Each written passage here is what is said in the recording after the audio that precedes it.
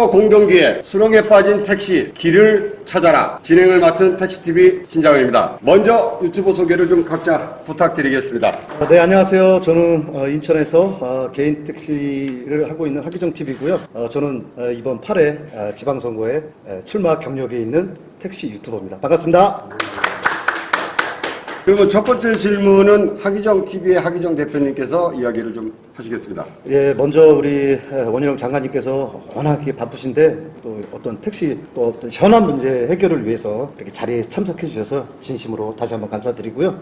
지금 뭐 서울 지역이나 서울이나 인천이나 수도권 아마 지방 쪽도 마찬가지일 겁니다. 지금 뭐 야간 승차난도 많이 문제지만 사실 낮에도 택시 잡기가 좀 어렵다라는 그런 시민들의 불만이 굉장히 많이 터져 나오는데 지금 이런 심야 승차난 어떤 택시 승차난에 대해서 우리 원희룡 장관님이 갖고 계신 어떤 대책이라든지 어떤 해결 문제가 좀 있는지 뭐 그거에 대해서 좀 여쭤보고 싶습니다. 저도 그 강남역하고 을지로 그 밤에 나가봤거든요. 밤 뭐 11시 반 또 12시 반 이렇게 나가봤는데 계속 그 호출 앱을 누르는데도 안 오고 있고 또 옆에 있는 우리 그 젊은 이 승객들은 아예 포기를 하고 그런 경우들도 많더라고요. 그래서 야 이게 정말 심각하구나. 그래서 이거 안 되겠다. 그래서 우리 국토교통부가 여기에 대한 원인 파악과 대책을 세우고자 해서 팔을 걷어붙이고 지금 나섰습니다. 가장 큰 원인은 택시가 없는 게 아니라 그것을 운행할 기사가 없습니다.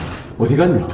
떠나갔습니다. 배달로 떠나가고 아니면 대운전으로 떠나가고 그러다 보니까 그 이유는 뭐냐면 비현실적인 수익 구조에 있습니다.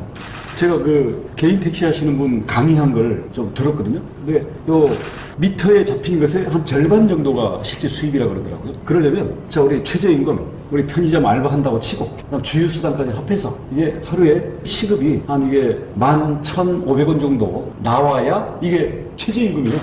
그렇죠. 그러니까 요게 50%니까 요거에 대해서 2배가 매출이 나와야 되고 그다음 손님을 하루 종일 태우고 있는 게 아니지 않습니까? 손님을 태우기 위해서 오는 시간, 가는 시간, 대기하는 시간.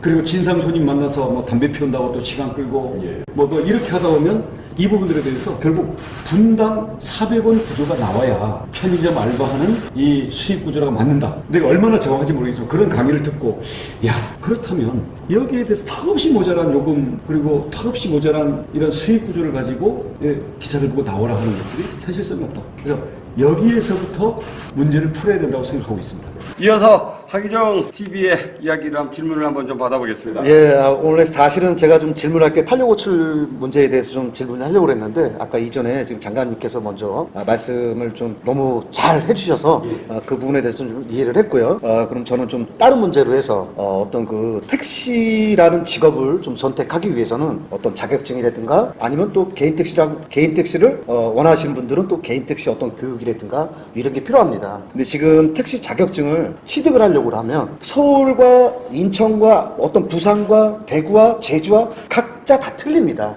어떤 거주 기간도 필요하고 모두 필요한데 어떤 택시 자격증은 사실 하나만 따도 택시라는 자격증을 하나만 따도 제주에서 일할 수 있고 서울에서도 일할 수 있고 부산에서도 일할 수 있는 그런 좀 토대를 좀 마련해 주는 것이 좀 어떤가 하고요. 또 한 가지는 뭐냐면 아까 지금 그다음에 이제 지금 개인 택시 교육을 받으려고 그러면 지금 상주하고 화성밖에 없습니다.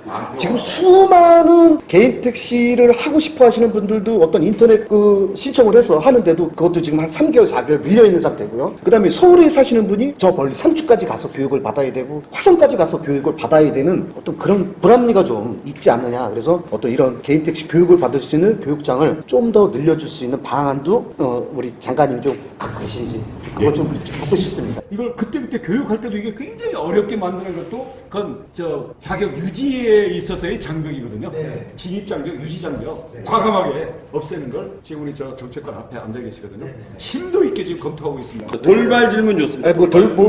돌발 질문보다 어차피 원희룡 장관님하고 좀 험난한 어떤 택시 업계에 대해서 말씀 나누는 거니까요. 지금 처음부터 지금 이때까지 우리 원희룡 장관님 말씀을 듣자 하니 정말 택시 업계가 장관님 말씀대로라면 정말 한번 이번에 레벨업을 하는 시기일 수도 있겠다라는 생각을 좀 많이 했습니다. 근데 이 와중에 사실 어떤 개인 택시라든가 법인 택시 쪽도 아마 마찬가지일 겁니다. 많은 언론에서도 고령 택시 기사다, 택시 기사는 나이가 많아서 밤에 못 나온다 이런 얘기들이 굉장히 많습니다. 그래서 만약에 고령에 지금 오래도록 30년 40년 그 한 직업을 갖고 했던 분들이 어떤 택시라는 직업을 그만뒀을 때 그분들이 정말 나가서 어떤 노후에 대한 어떤 안정적인 그런 게 좀 많이 필요한데 유튜브에서 이런 거에 대해서 어떤 지원책이 좀 마련이 되면 조금 더 어떤 고령에 있는 분들이 좀 택시를 좀 쉽사리 좀 팔고 나가고 또한 젊은 분들이 난 좀 택시를 좀 한번 해봐야겠어 라고 했을 때 어떤 정부 국토부에서 젊은 분들이 들어왔을 때 어떤 지원이라든가 어떤 거기 있는 정책이 좀 뒷받침이 되면 자연스러운 세대 교체가 되지 않을까. 왜냐면 급작스러운 세대 교체는 어떤 문제가 생길 거라고 보거든요. 그래서 우리 원희룡 장관님께서 이런 어떤 자연스러운 택시업의 세대 교체에 대해서 어떻게 생각을 하시는지 좀 묻고 싶습니다.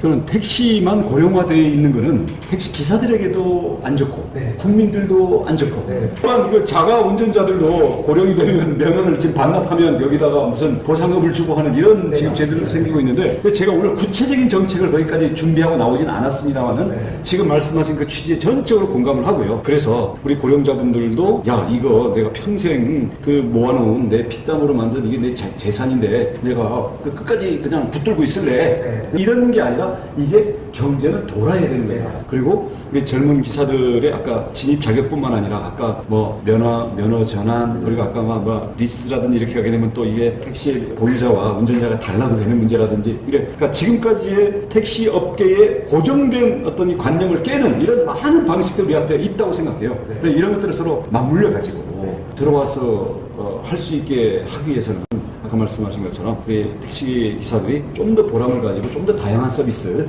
할 수 있는 이런 것들도 새로운 어떤 서비스 거리도 좀 창출을 하고 이런 면에서는 저는 앞으로 이 서비스와 비즈니스에 있어서 어떤 새로운 것들을 과감하게 도입하는 이런 부분에서 좀 혁신의 물꼬를 트고 우리 젊은 기사들과 그걸 함께 해야 되지 않는가 싶습니다. 대신 구체적인 거는 오늘 문제를 내셨으니까 저희들도 열심히 연구해서 다음번에 다다음 뵙게 되면 조금 더 구체적인 답안을 낼 수 있도록 해보겠습니다. 감사합니다.